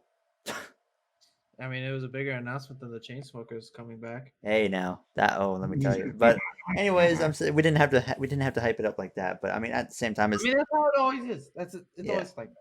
It doesn't matter who it is. Nonetheless, it's cool. I think the car looks good. So, Jay, I know Jay, you said you didn't like the car at first. I don't know if your opinion changed or not. Personally, I dislike the way the livery is. I love the colors. I love the way it is on the original car. However, the way they did it on the F1 car, in my opinion, looks terrible. They should have just left it to where it's got the orange stripe down the center and then it's blue on the rest. Or they could have at least done away with the horrible, like, quote-unquote, striping on the sides. And they also could have made the wing blue and just had the orange strip go all the way down. Nitpicking, obviously, still think the livery is nice. I love the crap out of the colors. Always have loved that Gulf scheme for McLaren. I just think the way they did it, in my opinion, does not look that great. I think it looks bad. I think it looks pretty nice. Yeah, it's neat. Compared to what the actual like schemes that they run with the Gulf scheme is, I think it's got too much orange. That's my opinion on it. It's always got to keep the McLaren feel, though, right? And a little bit of trim. If you're going for the Gulf McLaren feel, the Gulf side of McLaren is always blue with an orange stripe. That's how their Gulf schemes usually are. Yeah, see that picture. That picture Connor sent. That looks so good. I want to almost like try and replicate that on the McLaren car in my F1 or my career mode on NASCAR or something. But so keeping it with McLaren though, Lando Norris, they just signed a multi-year extension to remain with the team. From what I was reading on Reddit, it goes to the end of 2023. Yeah, so it's this year and 2 more years after this. So congrats to him. He's been doing a tremendous job. He's gotten better. He's gotten faster year after year so far. He's of course still very young, very new to F1 still. It's only in his third full-time season. But he's been improving drastically. He's been getting really good. He's been outperforming Ricardo so far. Ricardo's still getting used to the car, of course. We'll have to wait and see how that works itself out. But Norris has been doing a really good job, and I mean, I'm sure you guys can agree, a well-deserved contract extension with a team that seems to be going in the right direction. Yeah, Totally agree. yeah. I mean, no one's surprised. No, yeah. Lando and McLaren they mesh so well. Yeah, and also like he's only 21, guys. He's 21. He's young. You know, one thing that I don't think we've ever really brought up before, and I just kind of got to thinking about, for as different as the two motorsports are, F1 and NASCAR, they have a ton of similarities, especially right now. Both going to new cars next year. Both have so much young talent that there's almost not enough rides for all of them. Both of them have so much young talent that all of them could be champions, all of them race winners.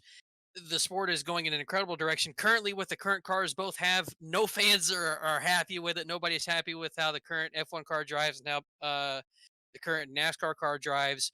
We have all kinds of schedule changes going on in NASCAR. Same thing in F1. We have all kinds of just weird similarities going on at the same time between both sports, and both of them are two complete different things. It's just weird to see how much parity there is between them right now. It's just something I got to thinking about. Both sports are gonna be so exciting to watch them next year. Yeah, and yeah, that's the other thing as well. Like, we're entering really exciting times for both sports as well. Like next year is going to be like a great year to be a motorsports fan. IndyCar as well. IndyCar is getting a new car next year as well.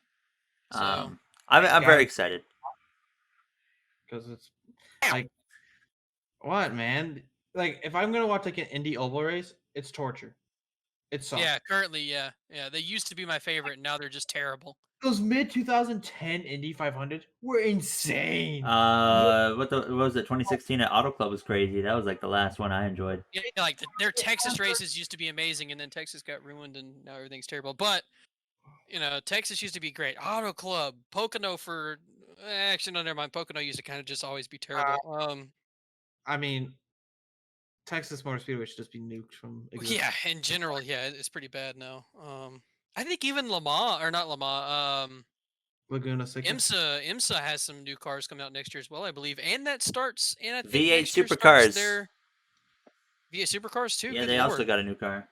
I think that next year IMSA has some kind of new car coming out, and I think next year also starts their collaboration with the World Endurance stuff. So 2022 huge, yeah, huge stuff for motorsports coming next year. Like, if you want to expand into different types of motorsports as well, next year's the year to do it.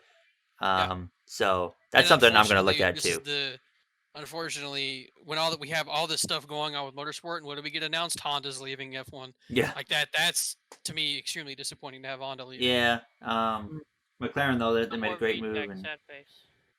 But other than the McLaren stuff, we got Monaco this weekend.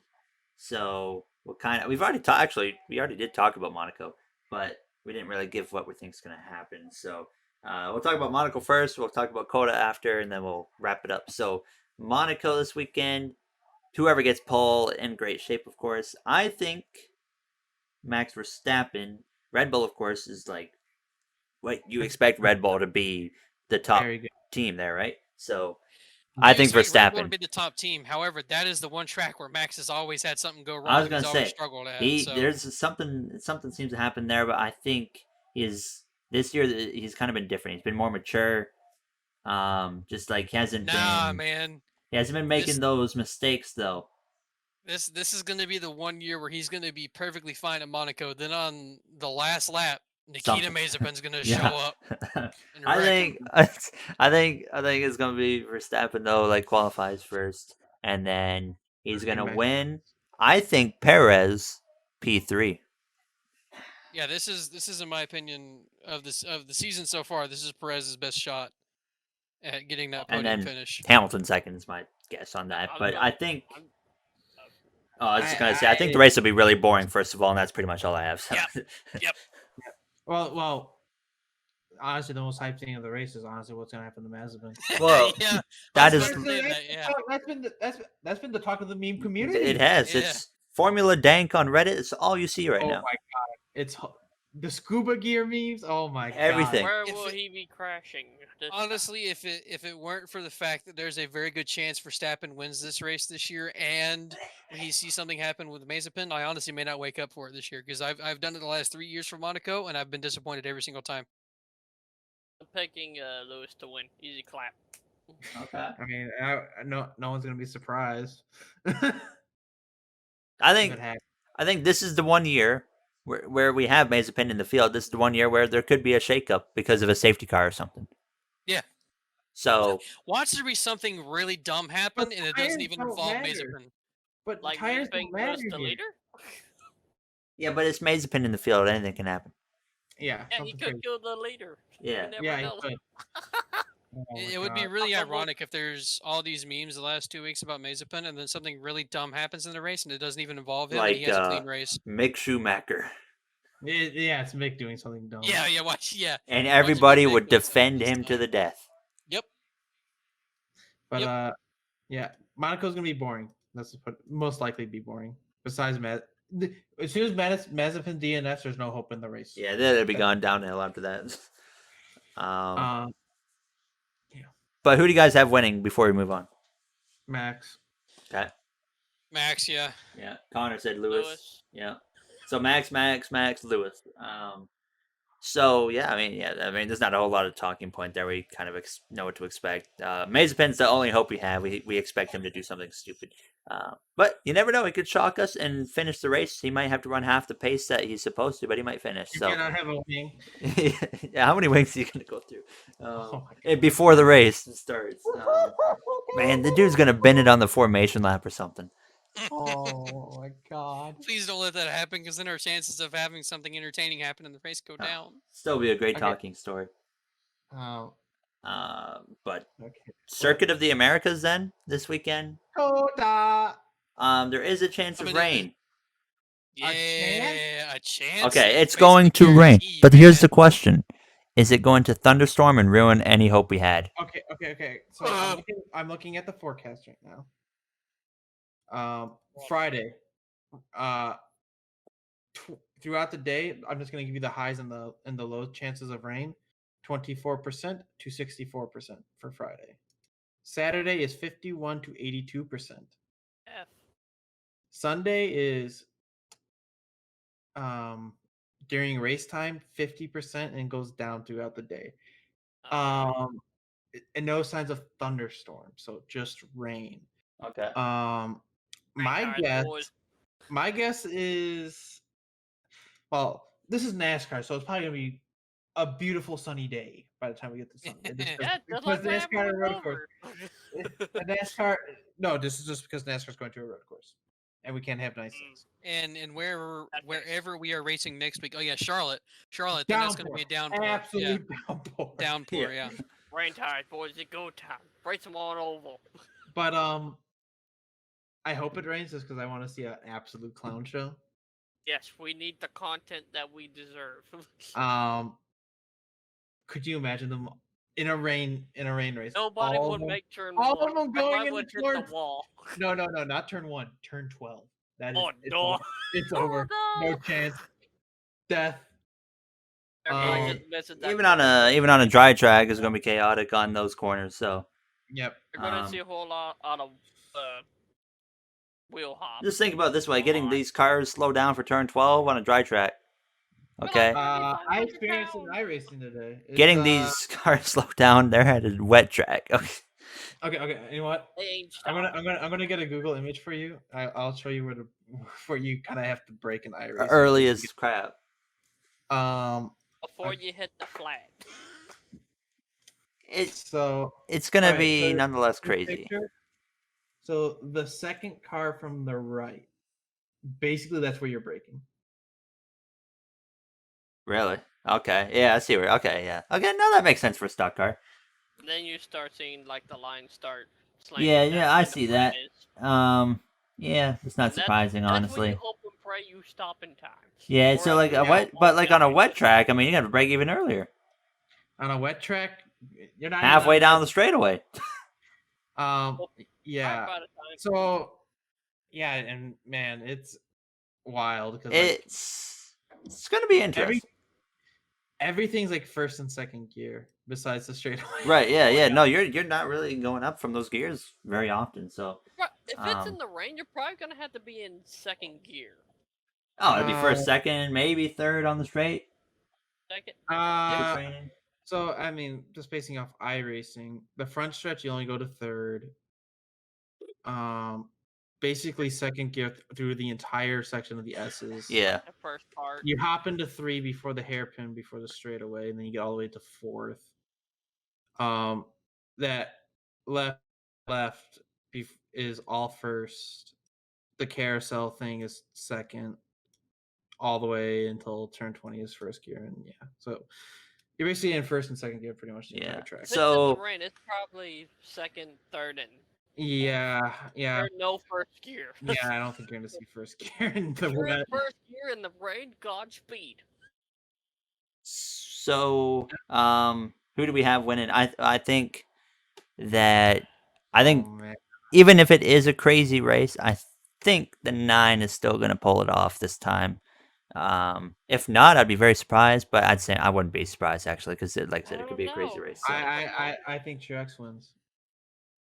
Yeah, I'm kind of in between here. The reason I mean, The reason I- the reason I say Truex over Chase is he was I- fast at Daytona. no. The reason I say it is Truex is the best driver at Sonoma. No one can deny that. Yeah. I feel like there's a lot of Sonoma-esque characteristics here.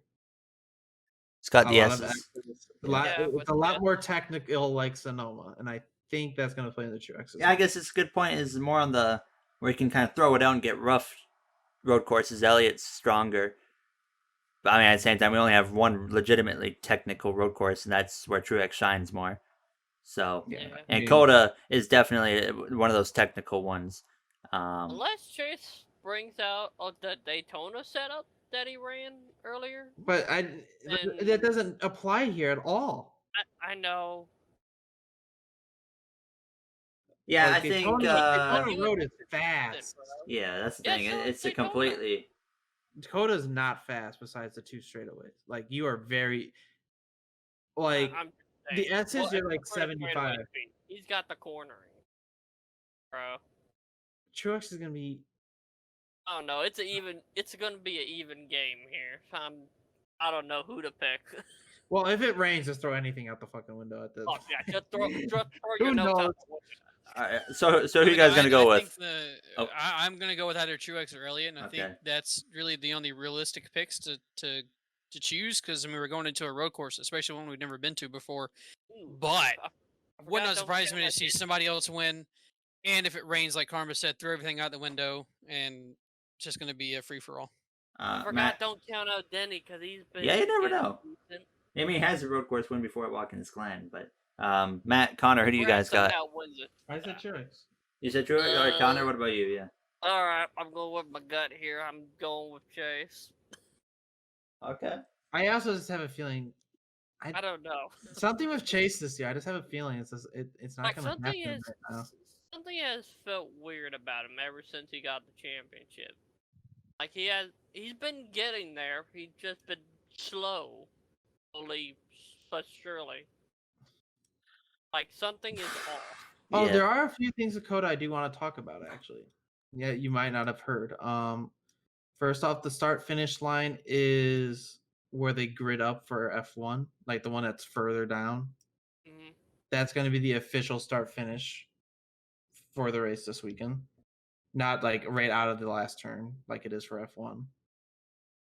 And also a big thing for qualifying, your qualifying lap starts out of the carousel thing. Oh, Yeah, it allows them to get to the pit lane right after their flying lap. Yep.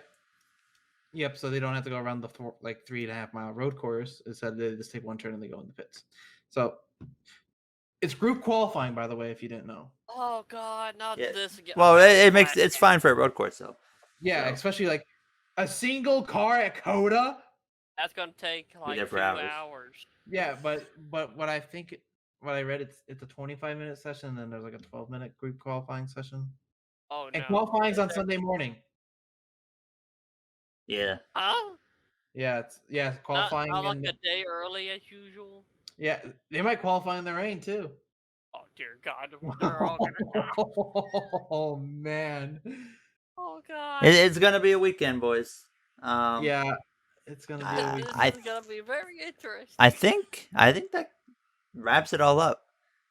Oh no. So yeah, I mean this weekend. Or sorry, wait, Monaco's next weekend. Yeah.